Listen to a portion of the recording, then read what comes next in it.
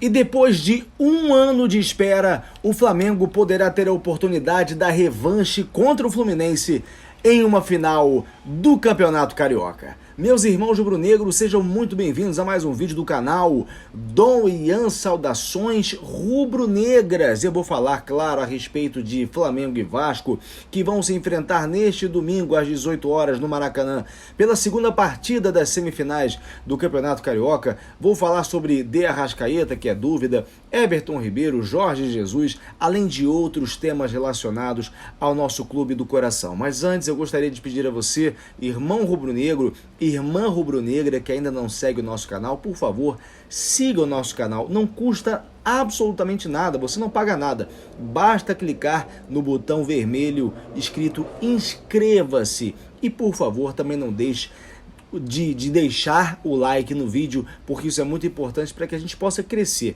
A cada like, o YouTube entende que esse conteúdo pode ser relevante para outros irmãos rubro-negros. Bom, vamos então começar falando sobre Flamengo e Vasco.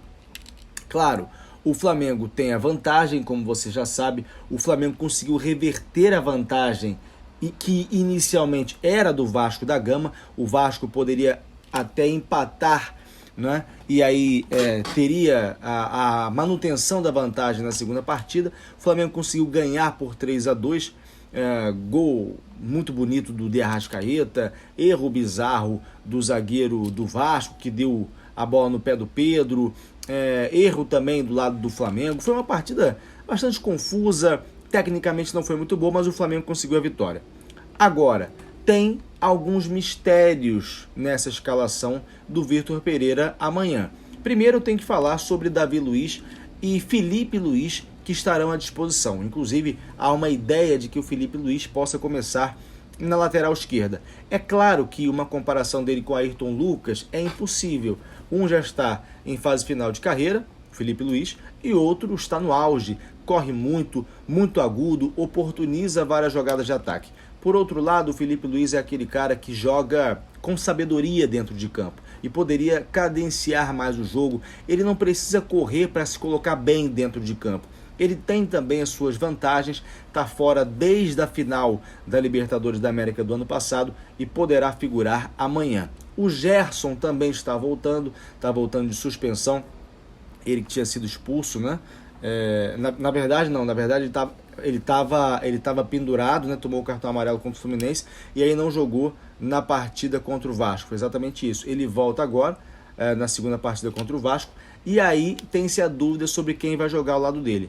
A maior possibilidade é a do Thiago Maia, também com o Vidal um pouco mais atrás, né? Bom, do lado do...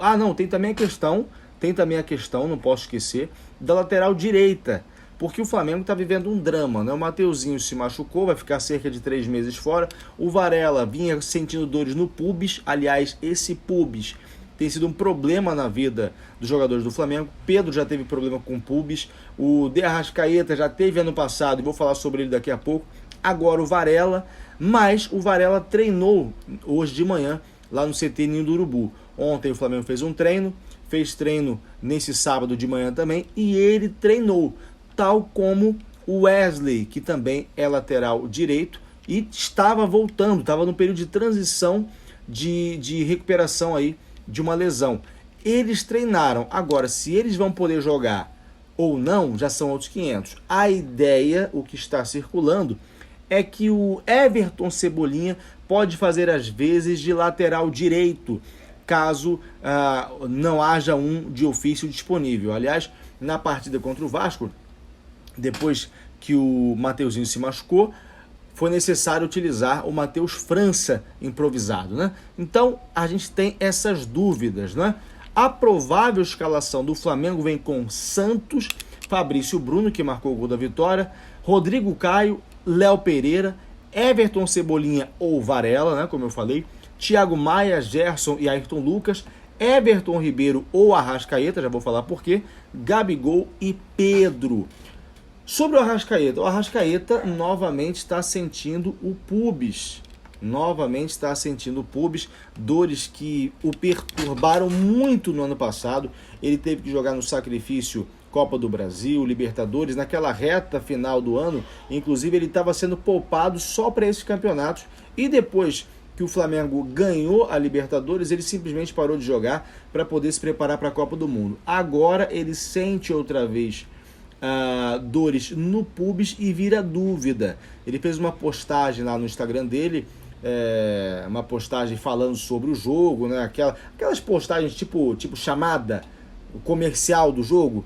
Ele postou. Agora, se ele vai jogar ou não, é dúvida agora, né? Se ele não jogar, quem vai entrar é o Everton Ribeiro. O Vitor Pereira, já falamos sobre isso várias vezes, ele, em determinado momento, entendeu que não dava para jogar os 4 jogadores na frente, Gabigol, Pedro, De Arrascaeta e Everton Ribeiro, e 10 do Vitor Pereira, né? Porque com o Dorival jogavam e ganharam, né? E agora com o Vitor Pereira, simplesmente na cabeça dele não podem jogar. Então ele elegeu o Everton Ribeiro para ir para o banco, o que para muitos foi errado, porque o Everton Ribeiro tem jogado melhor que o De Arrascaeta. É verdade que o De Arrascaeta meteu um golaço contra o Vasco, mas foi um lapso. E mais, quando o Everton Ribeiro entra em campo, é notória a diferença de qualidade. O time cria muito mais. O time gera muito mais chances de gol. Porque o Everton Ribeiro é aquele cara que esconde a bola, difícil demais tirar a bola dele. É aquele cara que sabe se colocar bem dentro de campo e coloca o Pedro, o Gabigol ou outros companheiros em condições de marcar gols, né? Mas para o Vitor Pereira, ele tem que estar no banco. Engraçado, né? Jogador que estava na Copa do Mundo até agora há pouco. Jogador que foi convocado para a seleção brasileira até agora há pouco. Inclusive, estava na seleção aí dos melhores da América de 2022, uma seleção feita pelo jornal É o País. Mas enfim, repito, escolha do Vitor Pereira. E para ver como essa escolha ela é questionável, há muitos anos o Everton Ribeiro não saía 2 jogos seguidos do banco. Há muitos anos, salvo engano, desde 2019. O Globoesporte.com fez um levantamento. E o Vitor Pereira colocou o jogador no banco. É certo que ele está entrando, não tem uma partida sequer que ele não entre, mas ele é hoje um jogador praticamente do banco. Ele é um jogador que virou banco, né? Por mais absurdo que possa parecer, essa é a realidade. Se o Arrascaeta não estiver em condições, quem vai entrar certamente é o Everton Ribeiro. O Vasco, gente, que também provavelmente vai ter mudanças, tá? O Vasco provavelmente vai ter mudanças. Por quê? Porque há 12 dias atrás, o Vasco estava lá em cima, né? Ganhou do Flamengo 1-0, os caras estavam zoando a gente, enfim. Aí veio a semifinal, já perderam para o Flamengo. No meio da semana foram eliminados pelo ABC da Copa do Brasil. Time que virou SAF, agora já está eliminado. Isso é para os cabeças de bagre entenderem que SAF não é sinônimo de resultado bom, muito menos dentro de campo. Pode ser, e isso é o que mais interessa para quem investe, pode ser sinônimo de resultado financeiro bom para quem está investindo, né? Mas não necessariamente resultados bons. E o Vasco já teve aí uma prova, está eliminado da Copa do Brasil, inclusive teve até um problema lá, porque o Flamengo é patrocinado por uma empresa que também começa com ABC, e em várias fotos do treino do Flamengo, logo após a eliminação do Vasco, aparecia essa empresa ABC, aí a diretoria do Vasco ficou irritada e etc. Enfim, dane-se. Eu, inclusive, gravei vídeo lá no TikTok, Dom Ian Saudações Rubro-Negras, rindo a beça do Vasco. Ah, mas você não sabe qual vai ser o resultado de amanhã. Dane-se. Nesse momento, o Vasco está eliminado da Copa do Brasil e provavelmente virá com mudanças. O Barbieri teve que colocar a barba de molho, porque estão atribuindo a ele os maus desempenhos, né? Ele que não fez um bom trabalho também no Bragantino, que é o clube anterior, e agora está sendo questionado. Então, provavelmente, o Vasco virá com mudanças. Bom, já falei aqui sobre alguns assuntos importantes sobre Flamengo e Vasco. Agora, gente, falando sobre Jorge Jesus. Jorge Jesus eu venho falando já há algum tempo. Falei tanto sobre Jorge Jesus quanto do Sampaoli, né? E deixei muito claro, já no começo da semana, quando eu falei sobre os dois, que o Jorge Jesus não é a preferência do Rodolfo Landim. A preferência do Rodolfo Landim é o Sampaoli. E, pra mim, isso parece muito absurdo, cara. Acredito que falei sobre isso no último vídeo aqui do YouTube. Será, eu deixo o questionamento, será que essa diretoria vai sobrepor os interesses pessoais aos interesses do Flamengo mais uma vez? Lá na Turquia não há mais clima para o Jorge Jesus. Aliás, já é o segundo time em que ele sai nessa situação. Lá no Benfica a situação estava péssima entre ele, diretoria, presidida aí pelo Rui Costa, ex-jogador, torcida, e mais uma vez é provável que ele saia do Benfica, do time, né, que é o Fenerbahçe, não demitido, né, porque o contrato vai terminar, mas assim, não vai deixar saudades, não alcançou nenhum objetivo, não conseguiu títulos. Ele tem um carinho enorme da torcida do Flamengo e ele pode nunca mais ganhar nada em lugar nenhum. A torcida quer o Jorge Jesus de volta, e é o meu caso, inclusive. O cara que deixou o Flamengo com mais títulos do que derrotas. E lá na Turquia, ele já tinha sido revelado por meio de um áudio que ele mandou a um jornalista do Brasil que o frio o incomodava, que ele não tinha mais interesse em ficar lá. Esses áudios vazaram e aí a torcida ficou incomodada, e antes do segundo jogo entre Fenerbahçe e Sevilha, ele foi questionado sobre isso, e ele falou: olha, o mundo inteiro sabe que o meu contrato termina em maio. Eu só falei o que todo mundo já sabe. O contrato vai terminar em maio.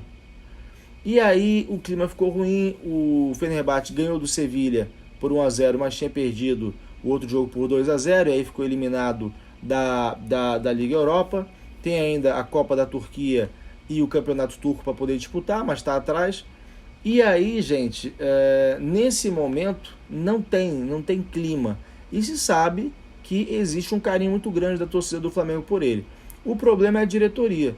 Existe uma pressão dentro da diretoria do Flamengo, vários conselheiros que criaram ligações com o Jorge Jesus. Ao passar pelo Brasil, o Jorge Jesus criou muita relação com várias pessoas que são figuras importantes no Flamengo.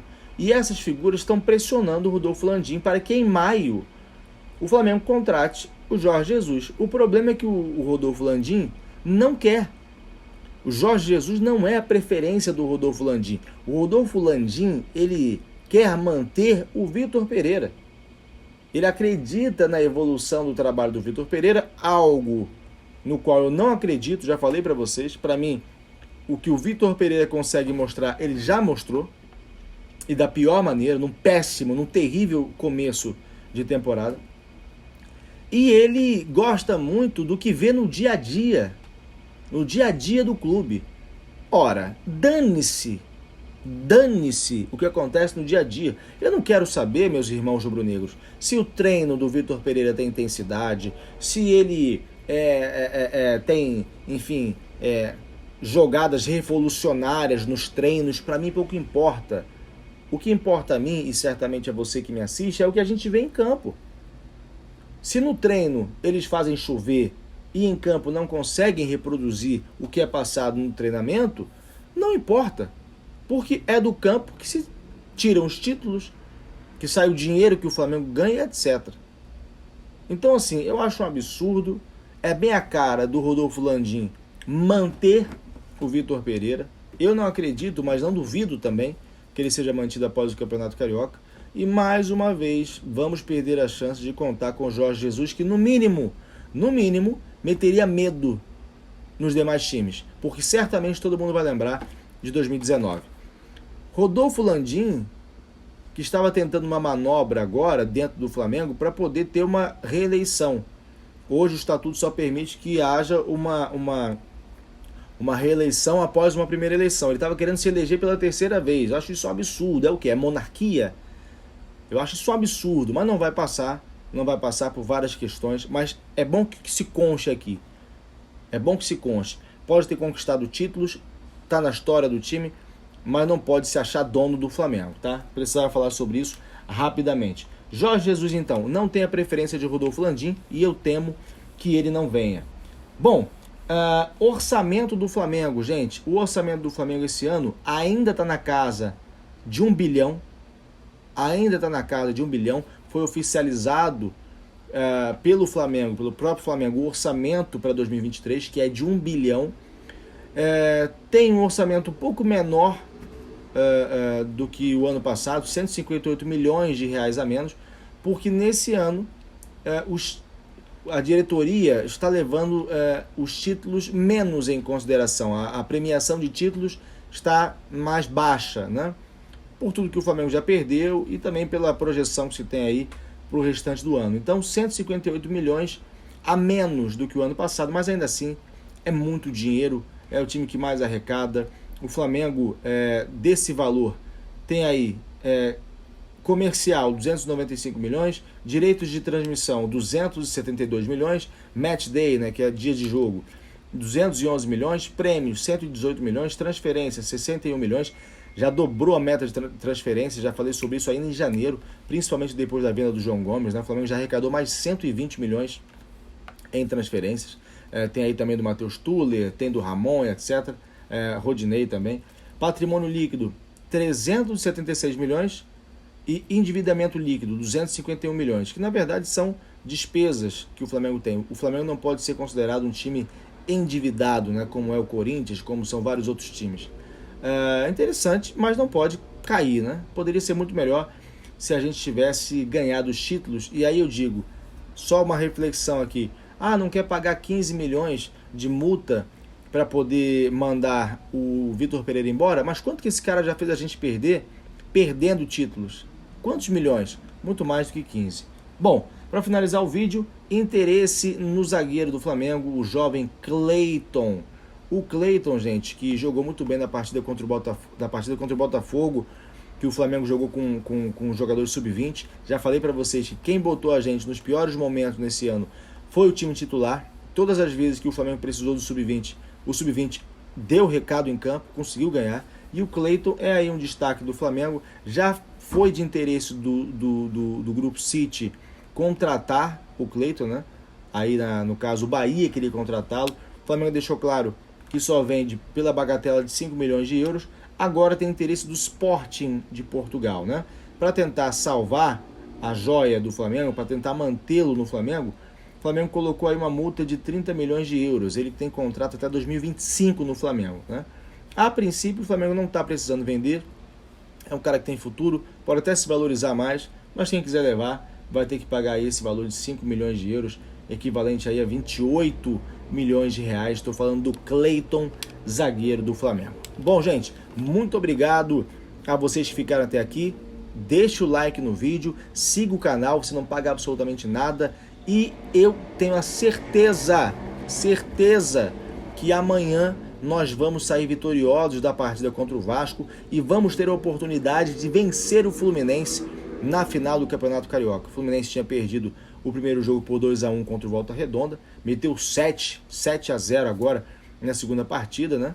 E aconteceu aquilo que eu queria. Eu queria enfrentar, se o Flamengo fosse para a final, e vai, eu queria enfrentar justamente o Fluminense para acabar com essa palhaçada de que o Flamengo não consegue ganhar deles. É isso aí.